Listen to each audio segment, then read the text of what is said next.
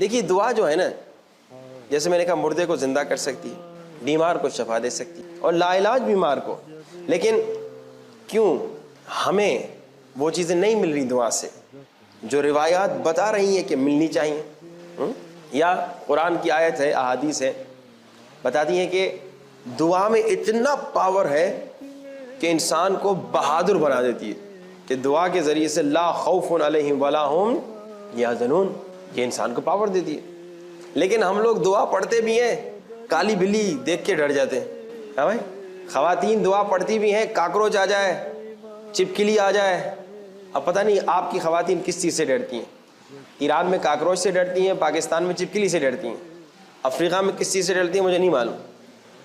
اتنی دعائیں پڑھتی ہیں پوری رات، ایک چپکلی آ گئی چیخ کے بھاگ جاتی ہیں. مرد بھی ڈر جاتے ہیں. کیا وجہ ہے؟ کیوں ہم لوگ ڈرتے ہیں؟ بھائی دعا کا تو کمال ہے نا کہ بھائی لا خوف علیہم ولا ہم یحزنون. امام خمینی کا واقعہ تو آپ امام خمینی کو تو سب جانتے ہیں نا. امام خمینی کا واقعہ کہ جب ان کو بڑے بڑے جنرل، بڑے بڑے کرنلز شاہ کے زمانے میں ان کو پکڑنے آئے ان کے گھر سے. حکومت کس کی تھی؟ ان جنرلز کی تھی، ان کرنلز کی تھی. امام خمینی کی حکومت نہیں تھی. گھر سے امام خمینی کو پکڑ کے لے گئے. امام خمینی بتاتے ہیں خود کہ میں گاڑی میں بیٹھا تھا، جنرل کرنل میرے ساتھ، مجھے پکڑ کے لے جا رہے ہیں. میں نے اپنے دل کا حال دیکھا کہ کیا میں ڈر گیا ہوں، کیا مجھے خوف ہوا ہے؟ تو امام خمینی نے کہا میرے کو ذرہ برابر بھی خوف نہیں تھا، اس جنرل کا، اس کرنل کا، اس پولیس والے کا، اس بڑے بڑے صحابوں کا، کسی کا خوف نہیں تھا. میرا دل سکون میں تھا. لا خوف علیہم ولا ہم یحزنون. کہا اب جو میں نے ان جنرلوں کرنلوں کے چہرے پہ دیکھا، ان کے چہرے پہ دیکھا تو وہی ان کا چہرہ خوف سے بھرا ہوا تھا. جنرل وہ تھے، کرنل وہ تھے، حکومت ان کی تھی. ابھی انقلاب نہیں آیا تھا، امام خمینی شاہ کا زمانہ تھا، امام خمینی کا تھوڑی زمانہ تھا. کہا میں سکون میں تھا، وہ کانپ رہے تھے. یعنی یہ دعا کا پاور ہے. اور جیسے میں نے آپ کو کچھ بتائے تھے کہ طویل عرض دعا کے ذریعے سے مل سکتا ہے، فیوچر انسان اپنا دعا کے ذریعے سے حاصل کر سکتا ہے، دعا کے ذریعے سے کئی اور دیگر فائدے انسان حاصل کر سکتا ہے. اور ہم دعا کے ذریعے سے اپنا نارمل سا کام تک نہیں سولو کروا سک رہے. کیوں؟ ایک ہم نے کہا کیا کیا جائے؟ دعا سمجھیے یہ جو آپ کے قریب یونیورسٹی ہے نا، سمجھیے دعا ایک یونیورسٹی ہے جس کو اسٹڈی کرنے کی ضرورت ہے، پڑھنے کی، سمجھنے کی ضرورت ہے. یہ دعا جو ہے نا ٹھیک ہے، جب چاہے دل، جہاں دل چاہے، جس انداز میں چاہے انسان دعا کر سکتا ہے. لیکن اگر چاہتا ہے اس میں پاور آئے اور اس دعا کے ذریعے سے پاورز حاصل کرے تو پھر انسان اس صحیح طریقے سے. نمبر 1 ہم نے کیا کہا کہ دعا کا طریقہ، دعا کا ادب، دعا کی شرائط، ان کا خیال رکھنا ہے اور رکاوٹوں کو دور کرنا ہے. اور پچھلی باتیں جو ہم بتا چکے ہیں کہ بھائی اپنے دل کے گلاس کو اللہ کی طرف کرو، اگر نجاست ہے اس کو صاف کرو.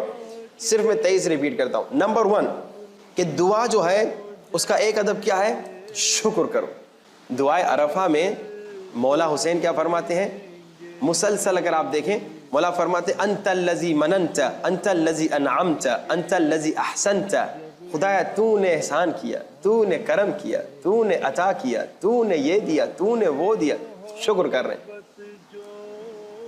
اچھا اس دعا کے مطابق دعا عرفہ میں پہلے مولا شکر کر رہے ہیں اور اس کے بعد ہمیں سکھا رہے ہیں. اس کے بعد کہہ رہے ہیں اے خدایا انا الذی اسأت، انا الذی اخطأت. ہمیں سکھا رہے ہیں کہ بندے اللہ کا شکر کرو. اللہ تو نے یہ دیا، تو نے یہ دیا، تو نے یہ دیا.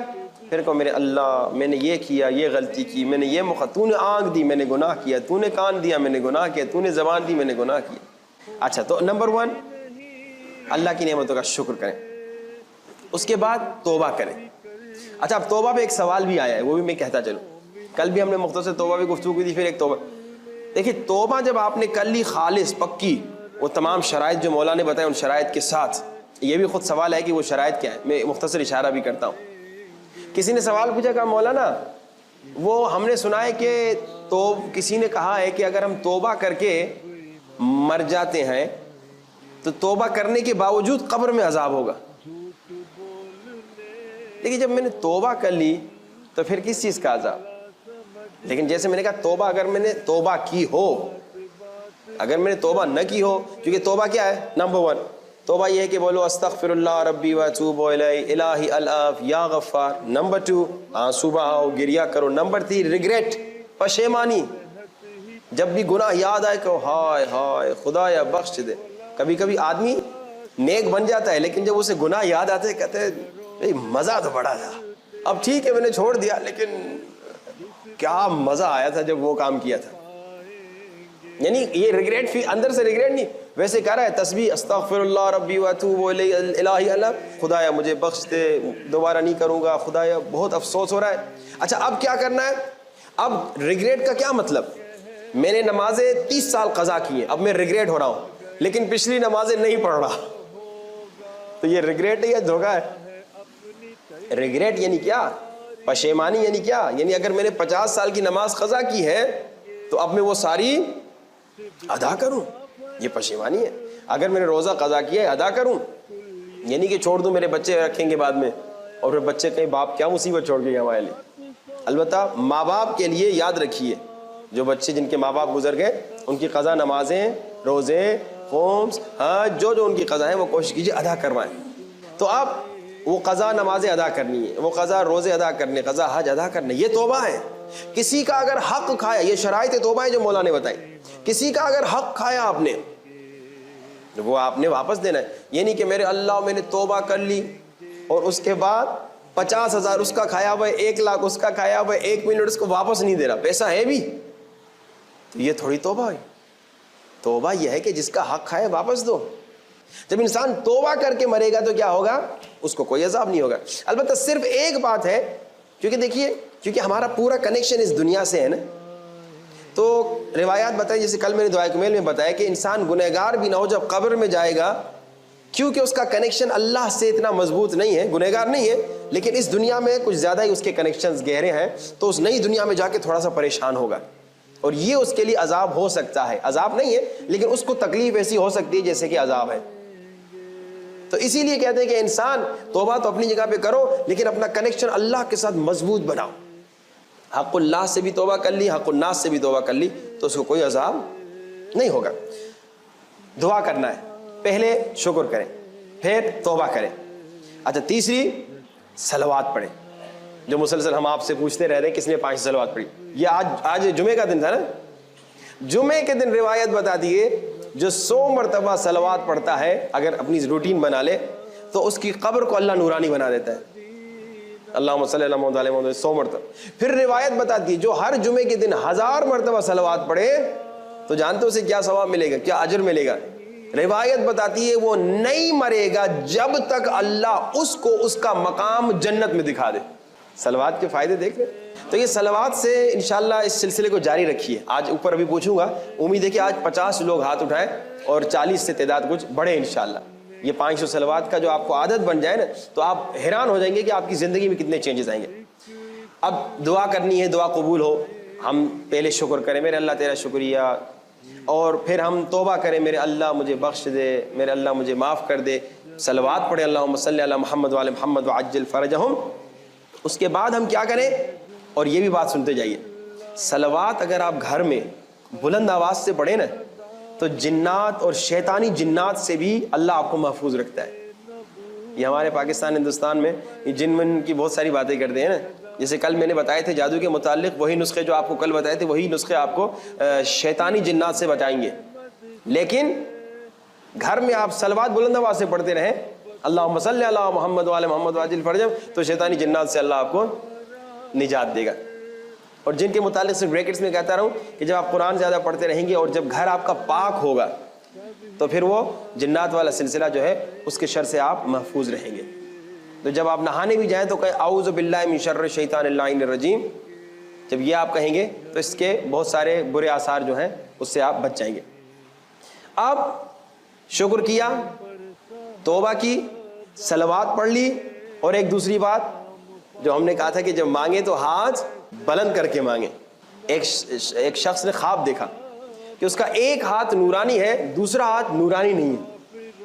عالم دین کے پاس آئے, کہا مولانا میں نے خواب دیکھا ہے, میرا ایک ہاتھ نورانی ہے دوسرا نہیں نورانی.